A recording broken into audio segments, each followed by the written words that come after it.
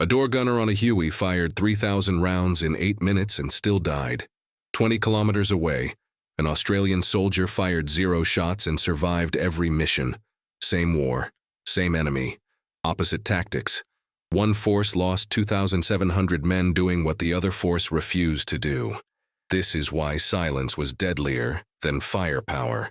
The rotor blades of the UH-1 Huey beat the air with a rhythmic thump that could be heard 10 kilometers away. Inside the helicopter, Specialist 4 James Martinez gripped his M60 machine gun. Brass ammunition belts draped across his chest like metallic intestines. Below, the Vietnamese jungle canopy stretched endlessly, a green ocean concealing an enemy that already knew he was coming. The pilot's voice crackled through the headset.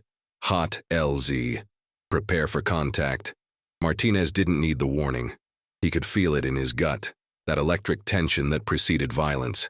The Huey began its descent, dropping toward a clearing that intelligence had designated Landing Zone Bravo. Intelligence was often wrong. The first rounds hit before they were 50 feet from the ground.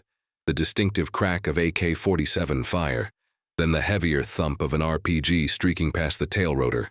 Martinez opened up with the M60, the weapon bucking against his shoulder as it spat out rounds at 550 per minute. Hot brass casings flew from the ejection port, bouncing off the helicopter's floor and tumbling into the void below. He wasn't aiming at anything specific. There was no time for aimed shots from a vibrating platform moving at 60 knots. He was simply spraying the tree line with suppressive fire, hoping that sheer volume would keep enemy heads down long enough for the infantry to disembark. 3,000 rounds in 8 minutes. That was typical for a hot landing zone insertion. The M60 would be so hot that the barrel would glow red in the shadows, and Martinez's hands would be blistered even through his gloves. Sometimes they brought extra barrels just to swap out the overheated ones. Sometimes door gunners upgraded to the M134 minigun, a 6-barreled monster that could spit out 6,000 rounds per minute, a chainsaw made of bullets. It didn't matter. The fundamental problem remained unsolved. The Viet Cong had heard them coming from 10 kilometers away. They had time to set up ambush positions, to sight their weapons, to coordinate their fire. The Americans arrived announced, expected, and vulnerable. Door gunners like Martinez were asked to solve a tactical problem with firepower, to compensate for lost surprise with volume. It was an impossible job.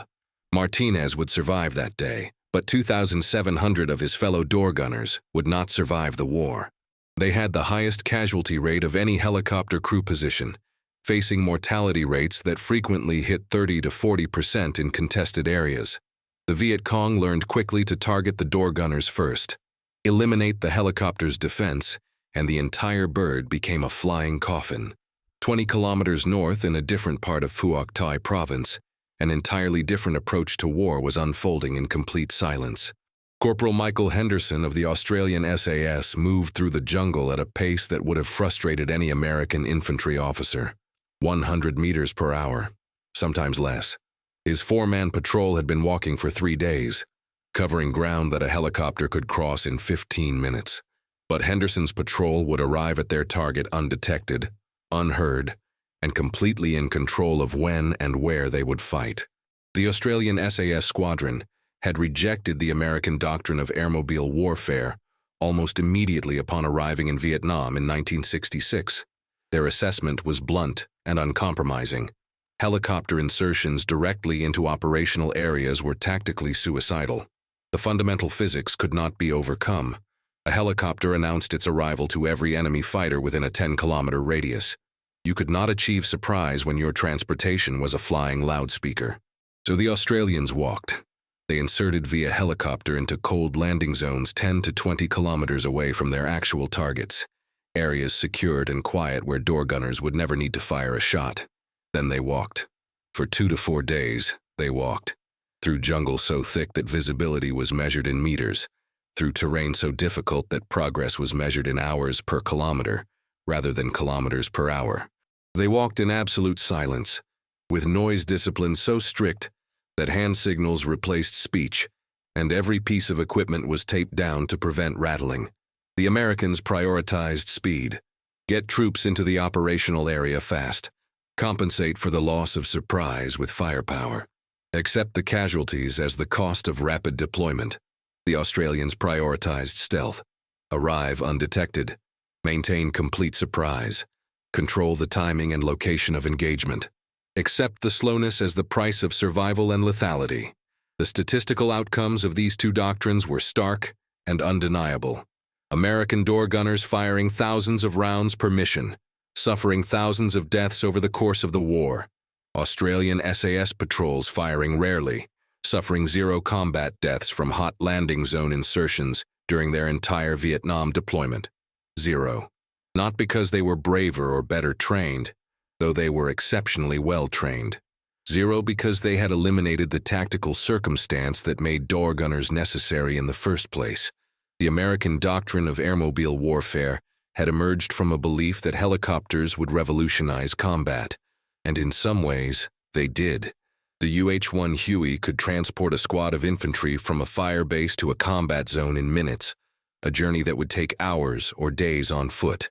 This speed created tactical flexibility, allowed rapid response to intelligence, and enabled commanders to mass forces quickly at decisive points.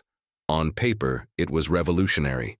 In practice, it created a vulnerability that the Viet Cong exploited ruthlessly. The sound of helicopter rotors carried through jungle air with remarkable clarity. A Huey could be heard from 5 to 10 kilometers away, depending on weather conditions and terrain. That meant that from the moment a helicopter took off from its base, every VC fighter within a 10-kilometer radius of its flight path knew something was happening. When multiple helicopters flew in formation toward a particular area, the enemy knew exactly where the landing zone would be. They had time to move fighters into position, to set up ambush sites, to prepare anti-aircraft guns and RPGs. American forces understood this problem. Their solution was overwhelming firepower. Helicopter gunships would prep the landing zone, pouring rockets and minigun fire into the tree line. Door gunners on the transport Hueys would add their own suppressive fire. The infantry would disembark rapidly and immediately establish a defensive perimeter. Artillery support would be on call. Airstrikes could be summoned within minutes. The doctrine accepted that surprise was lost, but believed that superior firepower could overcome that disadvantage. This belief was partially correct and partially catastrophic. In some engagements, American firepower did overcome the loss of surprise. In many others, it did not. The Viet Cong were not a conventional army that could be destroyed through attrition. They were an insurgency that could absorb casualties, fade into the jungle, and reconstitute. Every hot landing zone insertion was a gamble. Sometimes the Americans won the firefight. Sometimes they walked into a well-prepared ambush that resulted in heavy casualties. Always the door gunners were exposed and vulnerable.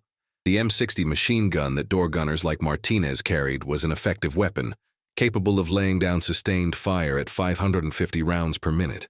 But effectiveness requires targets, and door gunners often had no clear targets. They were firing at a jungle tree line, hoping that somewhere in that green wall of vegetation, their bullets were hitting VC fighters. Sometimes they were. Often they were shooting at shadows, at suspected positions, at anywhere that might conceal an enemy fighter. It was suppressive fire in the most literal sense, meant to suppress enemy action through volume rather than precision.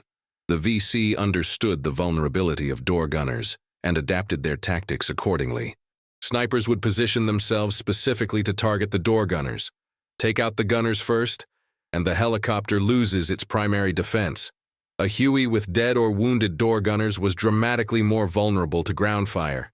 The VC also learned to hold their fire until the helicopters were committed to landing, when they were lowest and slowest, when evasive maneuvers were most difficult. Ambushes were carefully planned. Anti-aircraft guns would be pre-positioned. RPG teams would coordinate their fire. The Americans had firepower, but the VC had initiative. The casualties accumulated relentlessly. Door gunners died from sniper fire, from AK-47 rounds that punched through the thin aluminum skin of the helicopter, from RPGs that turned Hueys into fireballs, from crashes caused by damaged rotor systems. The survival rate for door gunners in heavy combat zones was grim. Some units reported casualty rates exceeding 40%. Crew chiefs who doubled as door gunners faced similar odds. Over the course of the war, approximately 2,700 door gunners and crew chiefs were killed in action. Thousands more were wounded. These were not failures of courage. Door gunners were volunteers, men who chose one of the most dangerous jobs in a dangerous war. They showed up mission after mission, knowing the odds, and they did their job with skill and determination. But courage cannot overcome flawed doctrine. Skill cannot compensate for a tactical framework that sacrifices surprise for speed.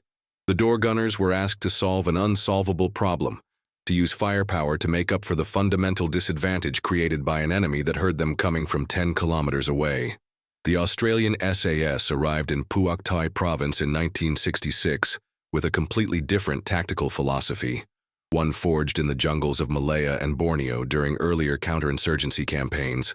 They had learned through years of hard experience that jungle warfare against an insurgent enemy required patience, stealth, and intelligence. Speed was seductive but often counterproductive. Surprise was everything. Australian SAS patrols operated in small teams, typically 4 to 6 men. They would be inserted via helicopter into a cold landing zone, an area far from enemy activity where there would be no combat. From there, they would begin their approach march on foot.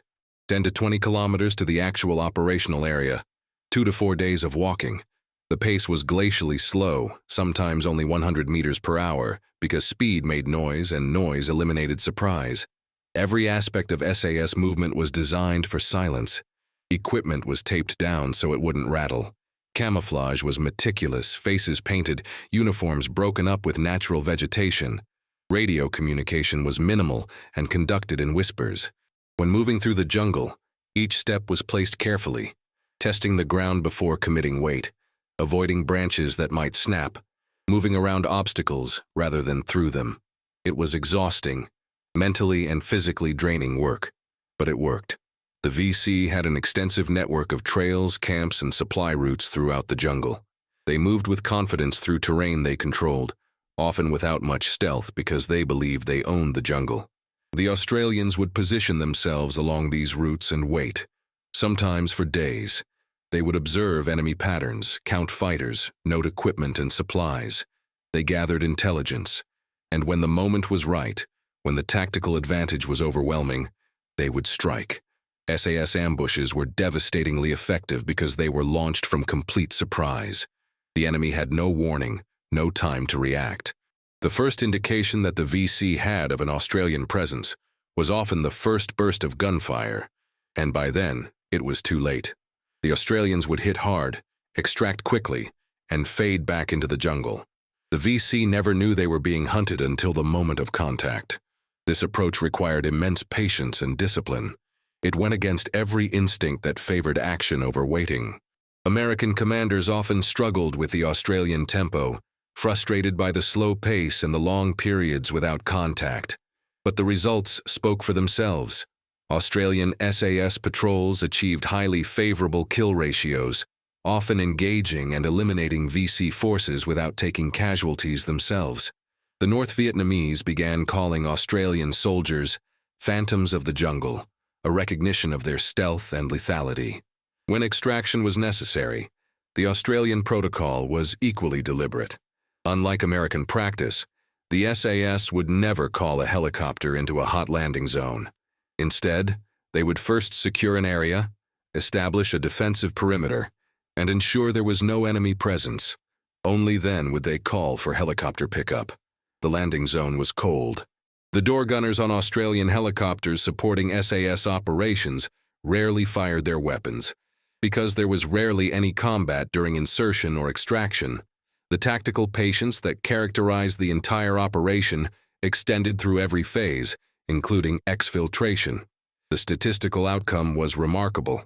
During the entire Australian SAS deployment in Vietnam from 1966 to 1971, they recorded 0 combat deaths from hot landing zone insertions. 0. This was not luck or chance. It was the direct result of a tactical doctrine that eliminated hot insertions entirely. By refusing to fly helicopters directly into operational areas, by walking in slowly and quietly, the Australians removed the circumstance that cost American door gunners their lives. The contrast between these two approaches reveals something profound about the nature of asymmetric warfare. The Americans possessed overwhelming technological and firepower superiority. They could call in helicopter gunships, jet fighters, artillery, B-52 strikes. They had resources that the VC could never match. But in jungle warfare against an enemy that controlled the terrain and could choose when to fight, that firepower advantage was diminished. The Americans announced their arrival with helicopter noise, giving the enemy time to prepare. The firepower they brought to compensate for lost surprise was often insufficient, because the VC could simply fade away, avoiding decisive engagement unless the tactical circumstances favored them. The Australians, with far fewer resources, achieved better tactical outcomes in their area of operations because they prioritized surprise over speed. By walking in slowly, they arrived undetected. By controlling the timing of engagement, they fought only when the advantage was theirs. The VC couldn't ambush what they didn't know was there. They couldn't target door gunners when helicopters weren't flying into hot zones. This raises an obvious question. If the Australian approach was more effective, why didn't the Americans adopt it? The answer lies in the difference between tactical efficiency and strategic necessity. The Australian SAS operated with a small footprint, typically a single squadron conducting reconnaissance and intelligence gathering in a limited geographic area. The American military had over 500,000 troops in Vietnam at the peak of the war, conducting operations across the entire country. The operational tempo and scale of the American war effort required rapid deployment capabilities. Commanders needed to be able to move companies and battalions quickly, in response to intelligence, or to reinforce positions under attack. Walking everywhere was not strategically feasible, given the scope of American objectives. Additionally, the American strategy under General Westmoreland was built around attrition warfare. The goal was to kill more enemy fighters than they could replace, to break their will through sustained casualties. This strategy required finding and engaging the enemy frequently, which meant aggressive search and destroy missions launched rapidly via helicopter. The doctrine accepted casualties as inevitable and even necessary, believing that a favorable exchange ratio would eventually win the war. The Australians, operating under a different strategic framework focused on counterinsurgency and population security, could afford to move slowly because they were not trying to win through attrition. Some American units did learn from and adopt Australian tactics. The Australian Army Training Team Vietnam worked closely with American soldiers, teaching counter-tracking, ambush techniques, and noise discipline. Special Operations Forces, particularly units like the Navy SEALs and Army Rangers, employed many of the same patient, stealth-focused tactics that the SAS used. These units achieved excellent results, demonstrating that the Australian approach could work for American forces when applied properly. But these were specialized units operating on a small scale. The broader American military, locked into a strategy of large-scale airmobile operations and attrition warfare, could not fundamentally change its approach without abandoning the strategic framework of the entire war effort. The door gunners paid the price for this strategic choice. They were not failed soldiers. They were skilled professionals doing an extraordinarily dangerous job with courage and commitment, but they were operating within a tactical framework that created impossible circumstances. When you announce your arrival to the enemy from 10 kilometers away, when you lose surprise before the fight even begins, when you descend into landing zones where ambushes are prepared and waiting, no amount of firepower can fully compensate for that tactical disadvantage. Door gunners fired thousands of rounds because they were trying to suppress an enemy that knew they were coming, that had chosen the ground, and that could engage or disengage at will. The Australians proved that a different approach was possible. By sacrificing speed for stealth, by walking slowly through the jungle instead of flying in fast and loud, they eliminated the need for door gunners to fire thousands of rounds. Their helicopters flew into cold landing zones where there was no enemy contact, where silence was maintained from insertion through extraction. Their casualty rates reflected this tactical choice. 0 combat deaths from hot landing zones. The lesson is not that the American military was incompetent, or that door gunners were ineffective. The lesson is that tactical success requires matching methods to circumstances. In asymmetric warfare, particularly jungle warfare against an insurgent enemy. Surprise and stealth often matter more than speed and firepower. An enemy that hears you coming can prepare. An enemy that doesn't know you're there cannot. Door gunners fired thousands of rounds per mission because surprise was already lost.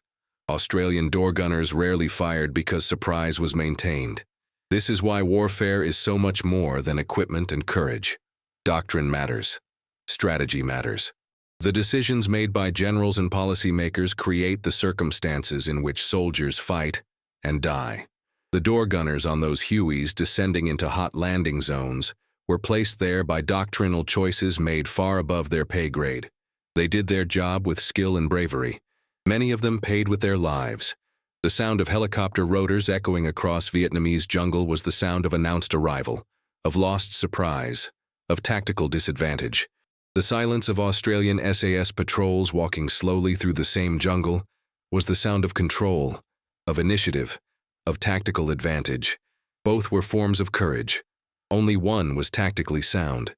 In asymmetric warfare, the side that announces its arrival often loses before the first shot is fired. The door gunners' thousands of rounds versus the Australians' unheard footsteps. Same war, same enemy, opposite tactics. The statistics tell the story. Speed killed 2,700 door gunners. Silence saved an entire unit.